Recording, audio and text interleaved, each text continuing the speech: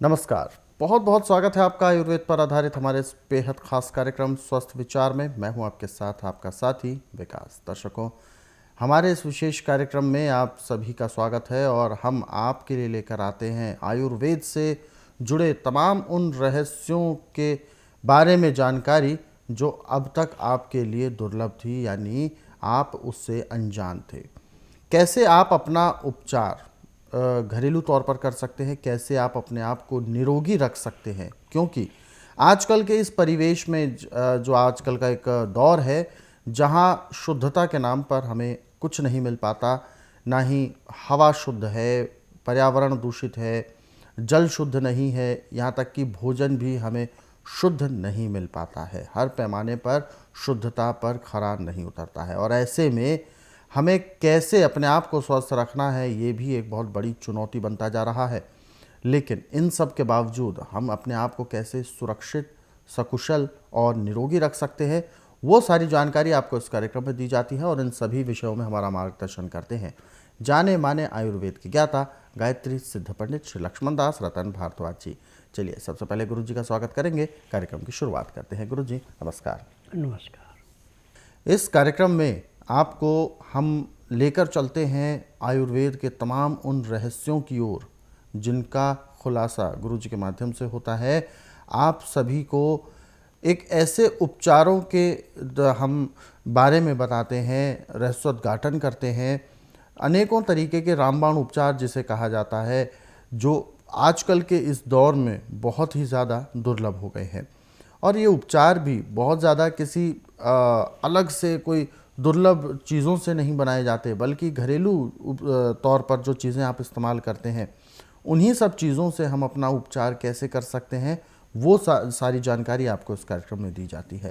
क्योंकि आयुर्वेद आज का नहीं बल्कि प्राचीन काल का एक ऐसा ग्रंथ है जिसका उत्सर्जन हमारे पूर्वजों द्वारा, हमारे ऋषि मुनियों द्वारा हुआ था और जिसका लाभ हमें उठाना ही चाहिए और जिसके बारे में हमें पता होना चाहिए, क्योंकि ये हमारा कर्तव्य भी है और धर्म भी। इसीलिए हम आप सभी को बार बार ये बात का ध्यान भी दिलाते हैं, जब भी आप इस कार्यक्रम को देखने बैठें तो कॉपी और पेन लेकर ज़रूर बैठा करें। जो भी नुस्खे आपको बताए जाएं उनको आप लिख ज़रूर लें और यदि आपके साथ किसी भी प्रकार का रोग है, कोई भी शारीरिक कष्ट है, सीधे तौर पर आप इस कार्यक्रम से जुड़ें, फ़ोन उठाएं, हमें कॉल करें या आप हमें व्हाट्सएप के ज़रिए संदेश भेज सकते हैं। चलिए आगे बढ़ते हैं कार्यक्रम में और शुरू करते हैं अपने नए विषय पर चर्चा। गुरु जी, आज के इस अंक में हम बात करने जा रहे हैं किडनी को लेकर। आज के इस दौर में देखा जाए तो अधिकतर लोगों का पहले एक तय होता था, ऐसा देखा भी जाता था कि बुजुर्गवार व्यक्तियों को ही अब मोस्टली किडनी की प्रॉब्लम आती थी। लेकिन अब उम्र की कोई सीमा रही नहीं है। युवा वर्ग हो, बाल अवस्था हो या तरुण अवस्था हो, हर किसी को किसी ना किसी तौर पर किडनी से संबंधित कोई ना कोई समस्या बन ही रहती है। पेट में उसका असर जो होता है हमारे पेट में या हमारे शरीर में बहुत गहरा पड़ता है। किडनी फेलियर भी इस तरीके से हो जाते हैं बहुत लोगों के।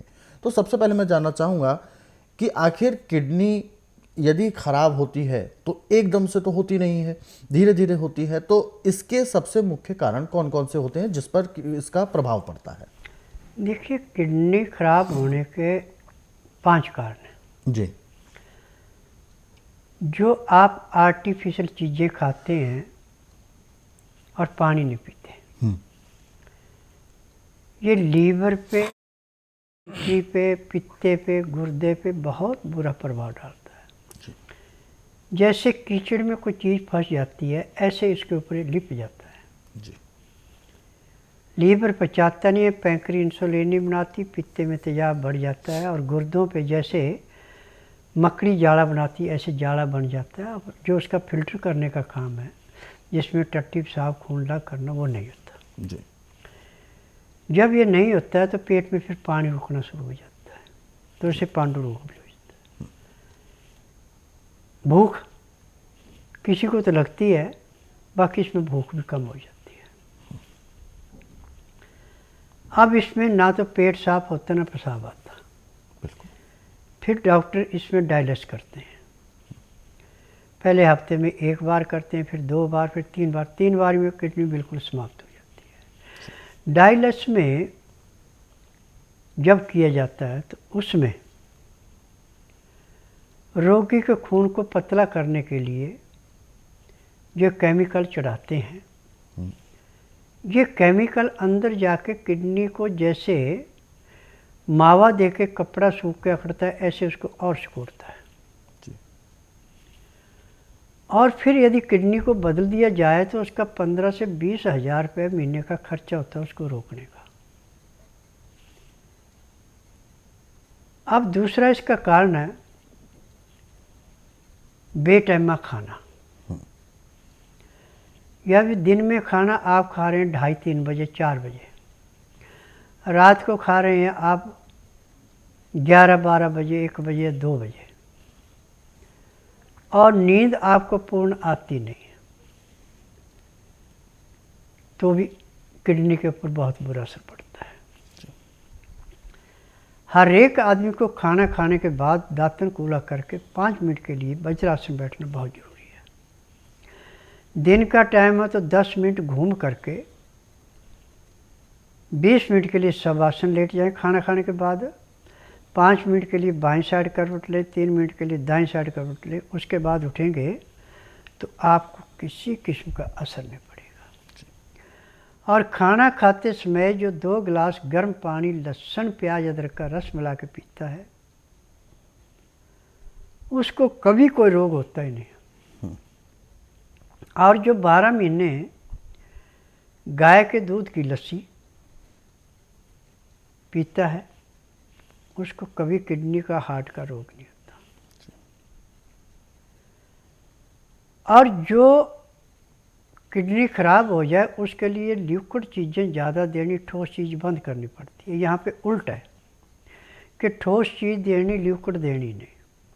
तो यहाँ से किडनी जो है दिन दुगने रातें चौगने खराब होती है। किडनी के रोगी को गाय का दूध, बकरी का दूध और सोयाबीन का दूध अमृत के समान है। जिनको गाय का बकरी का दूध नहीं मिलता वो सोयाबीन लेके पिसा लें, आटा बना लें, और जितना दूध चाहिए उतना पानी गर्म करने रखें। परंतु गर्म जो बर्तन में करना है, मिट्टी का बर्तन हो तो सोने पे सुहागा, नहीं तो आप पीतल का बर्तन कलाईदार लें या तांबे का कलाईदार लें या फिर स्टील का ले लें। अमोनियम का बर्तन नहीं लेना। जब पानी उबलने लगे तो उसमें थोड़ा थोड़ा आटा करके जो आपने सोयाबीन पीस रखी उसको डालते जाएं, वो खौलता जाएगा, घुलता जाएगा। जितना गाढ़ा दूध करना उतना कर लें। जब दूध में अच्छी उबाली आ जाए तो उसको नीचे उतार लें। नीचे उतार के उसको छान लें। छान करके जो आपका पानी निकला वो दूध है, और जो कचरा बचा उसको कोई भी खा सकता है। चाहे उसकी पकौड़ियाँ बना के खा लें, चाहे रोटी में मिला के खा लें, चाहे सब्जी में मिला के खा लें। अब दूध से ज़्यादा गुण है दही के अंदर। सोयाबीन का या गाय का या बकरी के दूध को आप मिट्टी के बर्तन में दही जमाते हैं और उस दही को खाते हैं। रोटी नहीं खानी, अन्न बिल्कुल छोड़ना। तो आपको 2 खुराकें लेने के बाद खुल के पेशाब आना शुरू होगा और टट्टियाँ लग जाएंगी। आपकी किडनी काम करना शुरू कर देगी जी। परंतु यदि आपको ज़्यादा देर हो गई किडनी खराब हुए तो फिर आश्रम में आना ही पड़ेगा। अब तीसरा कारण है किडनी के खराब होने का कि आप हमेशा फ्रिज की रखी चीज़ें खाते हैं। उसमें अमोनियम गैस होती है। अमोनियम गैस अंदर जाके फेफड़ों में, सांस की नाली में ऐसे बैठती है जैसे पहाड़ों पे बर्फ़ बैठती है। फिर ऑक्सीजन नहीं पूरी मिलती। जब खून को ऑक्सीजन पूरी नहीं मिलेगी, खून गाढ़ा होगा और उस खून को तिल्ली स्वीकार नहीं करेगी तो उसको टट्टी के रास्ते फेंक देगी। फिर वहम पैदा हो गए, बवासीर हो गई, खूनी बवासीर हो गई। डॉक्टरों के पास जाएंगे, तरह तरह की दवाइयाँ देंगे, परंतु आराम नहीं मिलेगा। परंतु जो उपचार मैंने अभी आपको बताया, यदि आप इसको करते हैं तो एक ही दिन में ब्लीडिंग बंद हो जाएगी। आज मुझे इस बात की खुशी भी है और थोड़ा गम भी है कि जब हॉस्पिटलों में जाके उनको ऑपरेशन की डेट दी जाती है किडनी वालों को, तो निराश होकर मेरे पास आते हैं। नाड़ी परीक्षण में जब उनको बताया जाता है कि आपका पेट इतने साल से ख़राब है, ना आपका लीवर काम कर रहा है पूरा, ना आपकी पैंक्री काम कर रही है, ना आपके गुर्दे काम कर रहे हैं, तो उनकी आंखों से आंसू निकलते हैं जी। मैं कहता हूँ देखो, रोने में कुछ नहीं रखा है। मैं आपको दवाई दे रहा हूँ, ये दवाई खाइए और 3:30 बजे मेरे पास आइए। आज ही मैं आपको 20% आराम कराऊँगा। जब दवाई खा के 3:30 बजे आते हैं, एक्यूप्रेशर किया जाता है और पेट पे पट्टी की जाती है। जो किडनी के ऊपर जाड़ा होता है, वो एक पाउडर है मैंने बनाया हुआ तेल, उसमें मिला के मलम जैसा बना के पेट पे पट्टी की जाती है और डॉक्टर वाली रुई से खाकी रंग की सेलो टेप से पट्टी कर दी जाती है। उसके करने के आधे घंटे के बाद पेट में गर्माहट आना शुरू होती है, फिर एक्यूप्रेशर किया जाता है। तो जैसे सिर के ऊपर से बोझा फेंकते हैं, राहत महसूस करते हैं, ऐसे उसको जो किडनी के द्वारा उसको दर्दें थी वो समाप्त हो जाती है। और डायलिसिस करने के बाद तो 24 घंटे में 100 ग्राम से ज़्यादा पानी नहीं पीने को देते। यहाँ पानी जो है 3 लीटर 24 घंटे में पिलाना है। चाहे उसको दूध के रूप में पिलाएं, चाहे लस्सी के रूप में पिलाएं, चाहे ऐसे सादा पानी पिलाएं। सादे पानी में भी लहसुन प्याज अदरक का रस मिला कर पीना।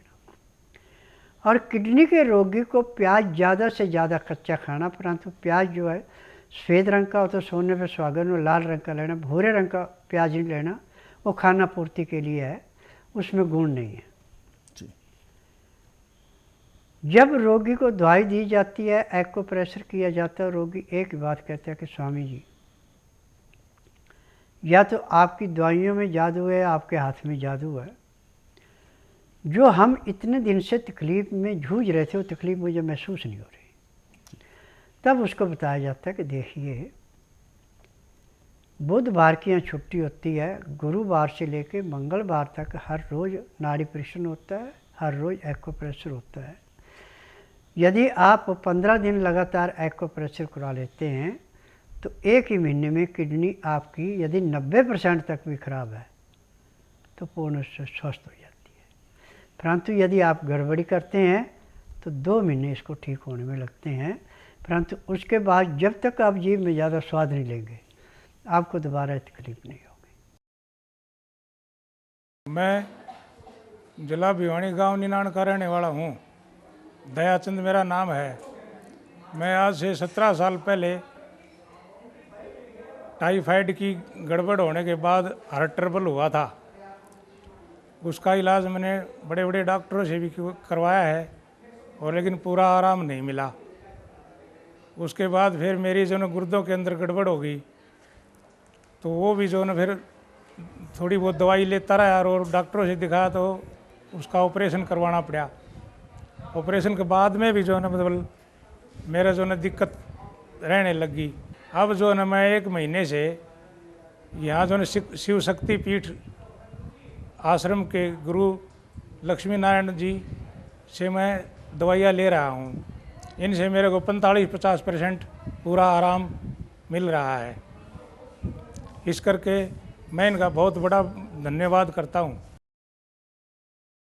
नमस्कार, हम कुरुक्षेत्र हरियाणा से आए हैं। हमारा गांव समालखा पड़ता है। ये मेरी भांजी है जो कई सालों से बीमार चल रही थी और हम लोगों ने प्राइवेट अस्पताल, सरकारी अस्पताल, यहाँ तक कि पीजीआई में भी इलाज करवाया है, लेकिन वहाँ भी कोई आराम नहीं लगा। और पीजीआई में लोग कहते हैं वहाँ के डॉक्टर की इसकी किडनी ख़राब है, तो हमें वहाँ के डॉक्टर ने ऑपरेशन के लिए सलाह दी। लेकिन हमें किसी ने यहाँ गुरुजी के बारे में बताया कि आप वहाँ ऑपरेशन कराने तो जा रहे हो, लेकिन एक बार आप गुरुजी से मिल लीजिए। तो हम उनकी सलाह मानते हुए यहाँ पे आए और गुरुजी को दिखाया। 1 महीने में ही हमारी इस भांजी का जो किडनी की प्रॉब्लम थी ठीक हो चुकी है और हम यहाँ से संतुष्ट हैं। मेरा नाम मनीषा वाधवा है। मेरी बेटी का नाम धारणा वाधवा है।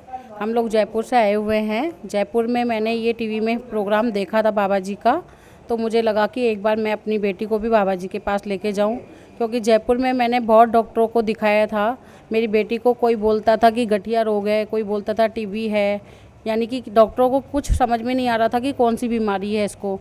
तो मैंने सोचा एक बार बाबा जी के पास लेके जाते, बाबा जी क्या कहते हैं। इसको मोतियाबिंद भी हैं, आँखों में रोशनी कम है। डॉक्टर ने बोला इसका तुरंत ऑपरेशन होएगा।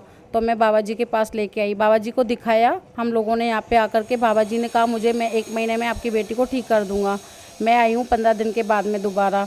मेरी बेटी को 50% यहाँ पे फ़ायदा है। मेरी बेटी बिल्कुल ठीक है और चश्मा हट गया है। मेरी बेटी बिना चश्मे के देख रही है। मेरी बेटी को यहाँ से जीवन मिला है।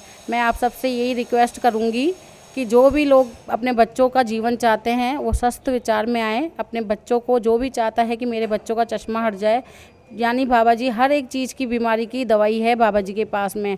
कोई भी आए तो इसी बाबा जी के पास अपनी दवाई लेने के लिए आए। यहाँ पे नया जीवन मिलता है एक। Thank you. अधिक जानकारी के लिए आप हेल्पलाइन नंबर पर कॉल कर सकते हैं। और दर्शकों, हमारे इन कार्यक्रमों को आप अपने सरल सुविधाजनक समय पर देखना चाहते हैं तो YouTube के ज़रिए देख सकते हैं। हमारा YouTube चैनल स्वस्थ विचार सेहत की बात, इस YouTube चैनल को आप सर्च करें, सब्सक्राइब करें और इन कार्यक्रमों को ज़रूरतमंदों तक शेयर भी ज़रूर करें। फेसबुक के ज़रिए यदि आप हमसे जुड़ना चाहते हैं तो हमारा फेसबुक पेज संस्कृति टीवी, इस फेसबुक पेज को आप लाइक करना बिल्कुल ना भूलें।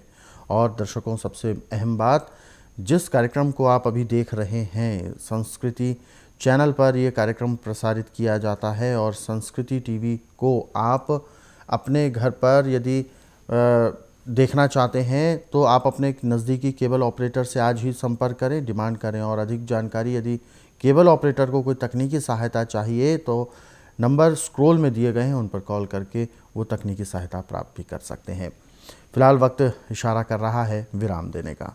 गुरुजी, आपने कीमती मार्गदर्शन दिया, आपका बहुत बहुत धन्यवाद। नमस्कार। दर्शकों, आज के इस विशेष कार्यक्रम में बस इतना ही। आप सभी लोग स्वस्थ रहें, निरोगी रहें, इन्हीं शुभकामनाओं के साथ हम आपसे लेंगे इजाज़त। अगले अंक में आपसे फिर होगी मुलाकात एक नए विषय के साथ। तब तक के लिए मुझे दीजिए आज्ञा। नमस्कार।